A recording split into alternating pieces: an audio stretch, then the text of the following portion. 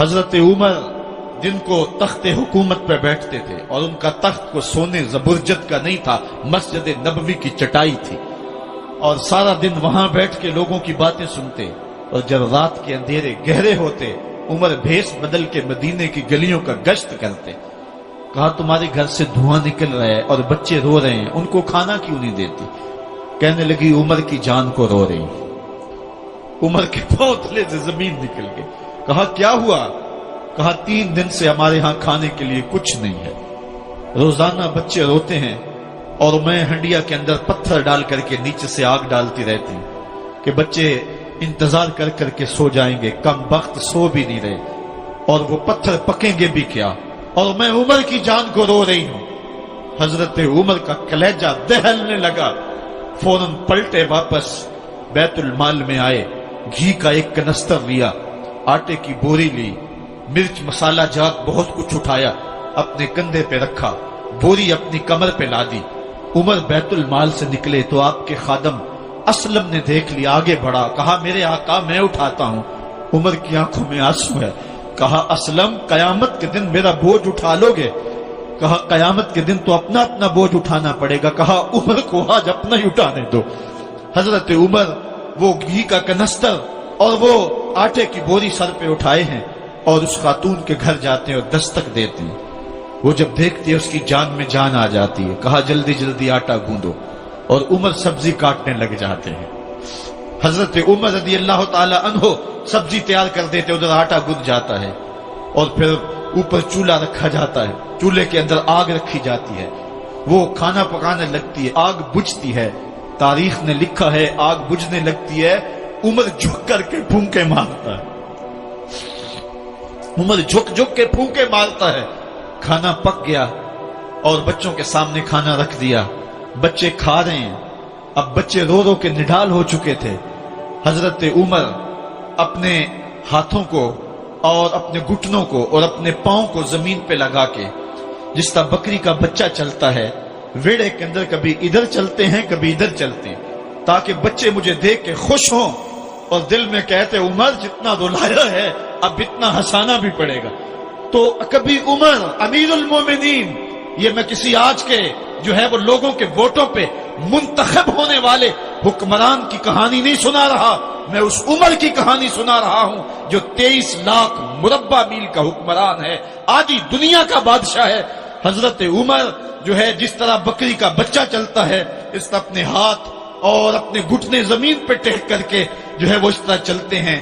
بچے عمر کو دیکھ کے مسکراتے ہیں۔ جب بچے مسکرانے لگے تو حضرت عمر نے اس خاتون سے کہا بڑھیا عمر کو معاف کر دے۔ اس نے کہا تو اتنی ہمدردی کیوں کرتا ہے؟ کہا عمر بیچارہ بڑا پھنسا ہوا ہے، فکر ہے اس کو یرموک و فسطاط و حلوان کی، جب فتح ہے مصر تو تیاری ہے ایران کی، آتے جاتے وفد سے ملاقات بھی کرتا ہوگا اور شب کو معلوم حالات بھی کرتا ہوگا، کانٹوں میں الجھی ہوئی بیچارے کی جان ہے، نیند اس کو بھی آتی ہے، آخر وہ انسان ہے، میری بہن عمر کو معاف کر دے۔ اس نے کہا نانا عمر کی بات میرے سامنے نہ کر، قیامت کا دن ہوگا، عمر کا گریبان ہوگا اور میرا ہاتھ ہوگا۔ جب اس نے یہ بات کہی تو عمر برداشت نہ کر سکے، بچوں کی طرح بلک بلک کر رونے لگے۔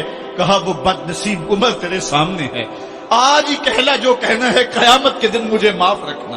اس نے کہا تو عمر ہے؟ کہا بد نصیب عمر تیرے سامنے کھڑا ہوں۔ میرے عمر کہتے ہیں اگر دجلہ کے کنارے ایک بکری کا بچہ بھی پیاسا مر گیا، اس کا حساب بھی عمر سے لیا جائے گا۔ حضرت عمر نکلے یروشلم میں، ایک اونٹ ہے ایک غلام ہے، کبھی وہ سوار ہوتا ہے کبھی آپ باری مقرر کی ہے۔ جب قریب پہنچے یروشلم کے تو عمر کی باری نکیل پکڑنے کی اور غلام کی باری اوپر سوار ہونے کی آ گئی۔ غلام نے کہا آقا میں مرضی سے اپنی باری چھوڑتا ہوں، آپ آ جائیں، دشمنوں کے مفتوحہ علاقے میں آ رہے ہیں، تازہ تازہ علاقہ فتح ہوا ہے، اسلام کی شان و شوکت ظاہر ہو۔ عمر نے کہا اسلام کی شان و شوکت ایسے ظاہر نہیں ہوتی ہے، اپنی باری پہ تم بیٹھو گے، اپنی باری پہ میں بیٹھوں گا۔ لوگ منتظر کھڑے ہیں، دور سے جب دیکھا کہا اس کی ہیبت سے کانپتے تھے ہم، یہ تو کوئی حبشی لگتا ہے، رنگ کالا ہے، ہونٹ موٹے ہیں، اس سے تو زیادہ حسین اس کا غلام ہے جو آگے آگے چل رہا ہے۔ حضرت ابو عبیدہ نے کہا دھوکہ کھا رہے ہو، ہمارا آقا وہ نہیں ہے جو اونٹنی کے اوپر سوار ہے، ہمارا آقا وہ ہے جو لگام تھامے آگے آگے چل رہا ہے۔ حضرت عمر رضی اللہ تعالیٰ عنہ کو آگے بڑھ کے جابیہ کے مقام پہ حضرت ابو عبیدہ بن جراح نے استقبال کیا، تو حضرت عمر آگے بڑھے اور انہوں نے آگے بڑھ کر کے حضرت ابو عبیدہ کے دونوں کندھوں پہ ہاتھ رکھا، اور سنو حضرت عمر نے کیا کہا لا الہ الا اللہ انا کنا اذل قوم فاعزنا اللہ بالاسلام، کہا کہ لا الہ الا اللہ، اے ابو عبیدہ بن جراح، ہم ایک ذلیل قوم تھے اور اللہ نے ہمیں اسلام کی وجہ سے عزت عطا کی ہے۔ اور میں تمہیں ایک تاریخ ساز بات کہنے لگا ہوں، اور وہ یہ ہے کہ جب تک ہم اس عزت والے اسلام کے دامن کو تھامے رہیں گے ہماری عزت قائم رہے گی، اور جب اسلام کے علاوہ کسی اور جگہ سے عزت ڈھونڈیں گے تو رسوا کر کے رکھ دیے جائیں گے۔ یہ ہے وہ خلاصہ جو حضرت عمر نے امتوں کے عروج و زوال کا بیان کیا ہے۔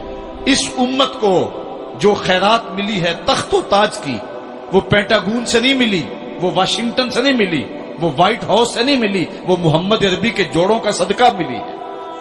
اس لیے جب ہم نے اسلام سے انحراف کیا، پاکستان حاصل کیا گیا تھا، پاکستان کا مطلب کیا؟ لا الہ الا اللہ۔ ہم نے اس نعرے کو چھوڑ دیا ہوا ہے، ہم نے انحراف کر دیا ہے۔ آج ہماری نظریں مغرب کی طرف لگی ہے کہ تخت و تاج اس سے نصیب ہوتے ہیں، اور دنیا کے اوپر ہم رسوا ہو کے رہ گئے۔ ہماری پستی، ہماری زبوحالی، ہماری ذلت کا سبب یہ ہے کہ جس جگہ سے ہمیں عزت ملی تھی ہم نے وہ مرکز ہی چھوڑ دیا ہے۔ اس مرکز حیات کو، اس مرکز زندگی کو، اس مرکز عزت کو ہم نے چھوڑ دیا ہے، اور دنیا کے اوپر ہم رسوا ہو رہے ہیں۔ انہی حضرت عمر کی کہانی ہے۔ وادی تہامہ سے گزر رہے تھے کہ بچوں کی طرح بلک بلک کے رونے لگے۔ کہا عمر جوان آدمی ہو اور بچوں کی طرح بلک کے رو رہے ہو؟ کہا تم نہیں جانتے، مجھے بچپن کی کہانی یاد آ گئی۔ کہا کیا کہانی ہے؟ کہا یہی عرض تہامہ تھی، میرے باپ خطاب نے مجھے 5 اونٹ دیے تھے، کہا انہیں لائن میں کھڑا کرو سیدھا۔ میں آگے والا سیدھا کرتا تھا، پیچھے والا ٹیڑھا ہو جاتا، پیچھے والا سیدھا کرتا، آگے والا ٹیڑھا ہو جاتا۔ میرے باپ خطاب نے مجھے بڑا مارا۔ کہا ایک عرب کے بیٹے ہو کہ تم سے 5 اونٹ لائن میں کھڑے نہیں ہوتے؟ کہا ایک زمانہ عمر پہ وہ تھا کہ اس سے 5 اونٹ لائن میں کھڑے نہیں ہوتے تھے، اور آج شرق سے لے کر غرب تک 23 لاکھ مربع میل کی حکمرانی اور انسان بھی لائن میں کھڑے ہیں۔ یہ محمد عربی کے جوڑوں کا صدقہ نہیں ہے تو اور کیا ہے؟ عمر سے تو 5 اونٹ لائن میں کھڑے نہیں ہوتے تھے۔